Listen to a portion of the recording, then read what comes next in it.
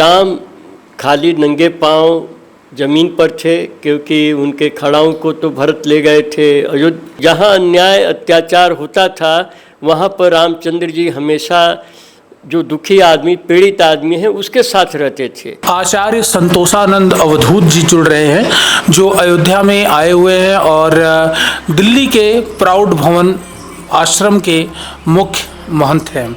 ये अयोध्या में इसलिए आए हैं क्योंकि अयोध्या में आचार्य ब्रह्मानंद गिरी जी, जो पंचदश नाम जूना अखाड़ा के महंत हैं, उनके नेतृत्व में एवं BRM पांडे जी के नेतृत्व में यहाँ पर राम राज्य संकल्पना को लेकर के एक सम्मेलन, 2 दिवसीय सम्मेलन का आयोजन किया गया है। उसी सम्मेलन में अपने विचारों को रखने के लिए संतोषानंद अवधूत जी आए हैं। हम संतोषानंद महाराज जी से जो राम राज्य की ये लोग बात कर रहे हैं, किस प्रकार का राम राज्य हो, कैसी समाज को इस वक्त राम के राज्य की ज़रूरत है, और त्रेता युग में किस प्रकार का राम राज्य था जो अब यहाँ पर कमी देखने को मिल रही है इस कलयुग में, उस समस्त बातों को विस्तार से तिलक पत्रिका पर संतोषानंद अवधूत जी बताएंगे। नमस्कार। मैं इस कार्यक्रम में इसलिए आया कि राम राज्य की परिकल्पना एक आदर्श राज्य के रूप में हुई है, जिसके संबंध में हमारे गोस्वामी तुलसीदास जी का कहना है कि राम का जो राज्य था उसमें दैहिक, दैविक, भौतिक किसी भी तरह के कष्ट नहीं थे। शारीरिक, मानसिक, आध्यात्मिक सभी तकलीफ़ों से मनुष्य मुक्त था। तो इस राम राज्य की बात हजारों वर्षों से चलती रही है, लेकिन व्यवहार में कहीं दिखाई नहीं देता है। इसका अर्थ यही है कि हम लोग उसको केवल भाषण या लोक लुभावन बातों के रूप में, प्रवचन के रूप में या व्याख्या के रूप में ले रहे हैं, लेकिन व्यवहारिक जीवन शैली के रूप में नहीं ले रहे हैं। और जीवन शैली के रूप में तभी ये लिया जा सकता है जब हमारा स्वयं का व्यक्तित्व राम की तरह उच्च मर्यादा वाला हो। जिन राम ने 12 वर्ष का, 14 वर्ष का वनवास स्वीकार किया, जो राम बंदर भालुओं में कह सकता हूँ, अगर इसको हम लोग सही अर्थों में समझे तो साधारण लोग, बिल्कुल अति साधारण लोग का साथ ले करके और उस वक्त के महाप्रतापी राजा रावण से टक्कर लिया और उसको परास्त किया। और मैं इस बात को तो तुलसीदास जी ने जैसे कहा कि विभीषण ने कहा कि रावण रथी बिरथ रघुवीरा, देख विभीषण भयहु अधीरा, कि राम खाली नंगे पांव जमीन पर थे, क्योंकि उनके खड़ाओं को तो भरत ले गए थे अयोध्या में राज करने के लिए, सिंहासन पर रखकर कि राज्य तो राम का है, मेरा नहीं है, लेकिन राम अभी वनवास में हैं, तो उनके बिहाफ पर मैं राज कर रहा हूँ। तो इसीलिए चूँकि राम जा नहीं सकते थे, वे वचनबद्ध थे, तो उन्होंने अपनी खड़ाओं को दे दिया और उसी को भरत ने राज सिंहासन पर रखा था। तो ये नंगे पांव और ज़मीन पर थे। और उधर रावण के पास रथ था, घोड़े थे और बहुत ज़बरदस्त सेना थी।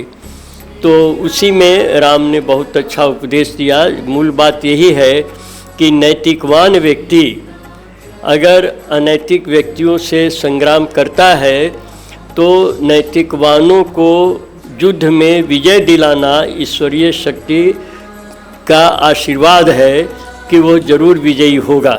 जो राम का ये प्रसंग बहुत ही प्रासंगिक है आज के लिए कि नैतिकवान व्यक्तियों को संगठित होना होगा।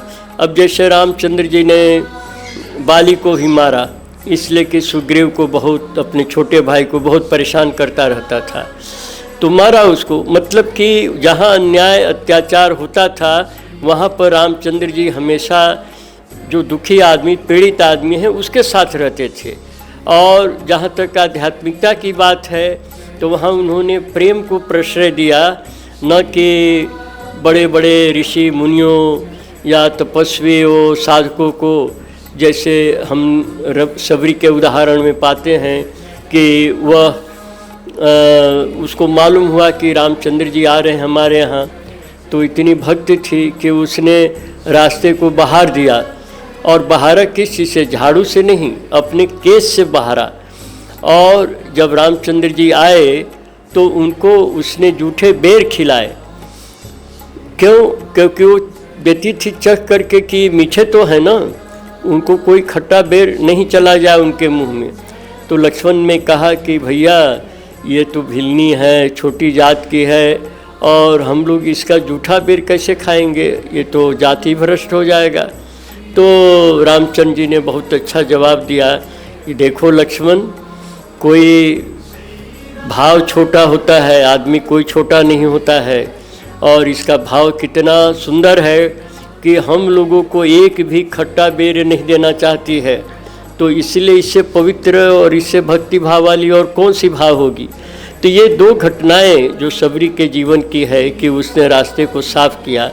इसका अभिप्राय है कि परमात्मा हमारे मन में तभी आएंगे जब हम रास्ता साफ रखें, माने मन के जो विकार हैं, जो दुष्चिंतन हैं, दुष्प्रवृत्तियाँ हैं, उनको बिल्कुल हम मन के बाहर रखें, मन एकदम साफ रहे तो प्रभु आएंगे और हमारे हृदय सिंहासन पर वास करेंगे। और आदमी के अंदर बहुत सारे शिकायतें आती रहती हैं, अरे भगवान ने ऐसा कर दिया, वैसा कर दिया। तो प्रभु को चाहे जो भी परिस्थिति हो, प्यार से ही पुकारना है, मिठास से ही पुकारना है, मन खट्टा करके नहीं पुकारना है, जैसा सबरी मीठे बेर को देती थी। इसलिए मन पवित्र भी होना चाहिए, शांत भी होना चाहिए, मधुर भी होना चाहिए। तो ये सब चीज़ें जो आध्यात्मिकता की और सामाजिकता की रामचंद्र जी ने जो हम लोग के सामने आदर्श प्रस्तुत किया, उसका अभाव आज पूरी तरह देखने को मिलता है। और मैं समझता हूँ कि इसमें हमारे जो साधु, सन्यासी, संत, गृह त्यागी जो धार्मिक प्रवचन देते हैं, धार्मिक कार्यों में अपने को दिन रात लगाए हुए हैं, उनकी ज़्यादा जिम्मेदारी है कि वे समाज को एक सक्षम नेतृत्व दें। ऐसा नेतृत्व दिए जैसा राम का नेतृत्व था, दुष्टों बदमाशों के खिलाफ खड़े हुए उसको नाश किया और एक धर्म की स्थापना की। तो ये चीज़ आज देखने को नहीं मिलती है, इसीलिए कि धर्म व्यवसाय की तरफ चला गया है। मैं केवल खाने पीने, सोने, उठने, बैठने, परिवार चलाने के लिए नहीं आया हूँ। मेरे जीवन का एक उद्देश्य है, वह है पूर्णता की प्राप्ति, संपूर्णता की प्राप्ति।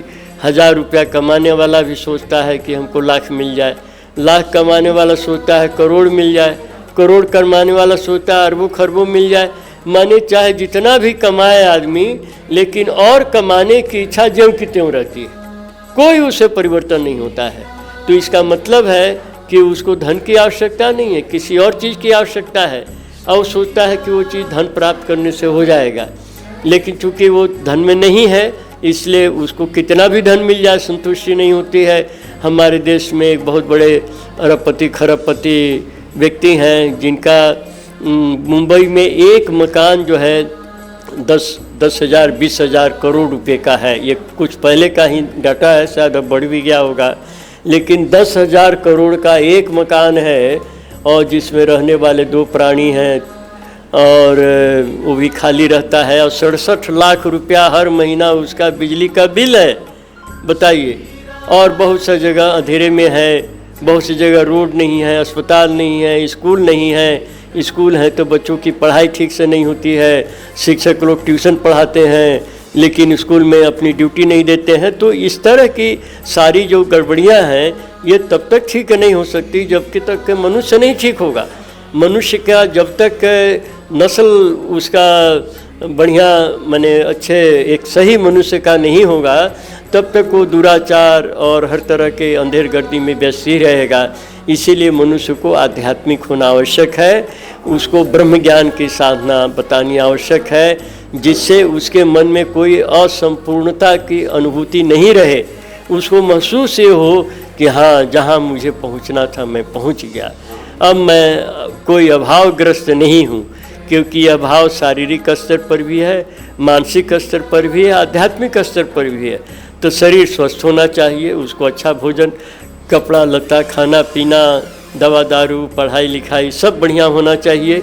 मानसिक रूप से भी अच्छा होना चाहिए कि उसमें सद्गुणों का अंबार हो, सतपथ पर ही चले, गलत दिशा में उसका मन नहीं भटके, और आध्यात्मिक लक्ष्य जो परम पुरुष हैं, परम ब्रह्म हैं, जो अनंत है सत्ता है, उस अनंत की तरफ उसके मन की गति निरंतर रहे। उसी के परिप्रेक्ष्य में उसका भौतिक और मानसिक जीवन ही होना चाहिए, तब जाकर के राम राज्य की परिकल्पना सार्थक होगी। इसके लिए हम लोग को व्यवहारिक स्तर पर ये तीनों काम करना जरूरी है।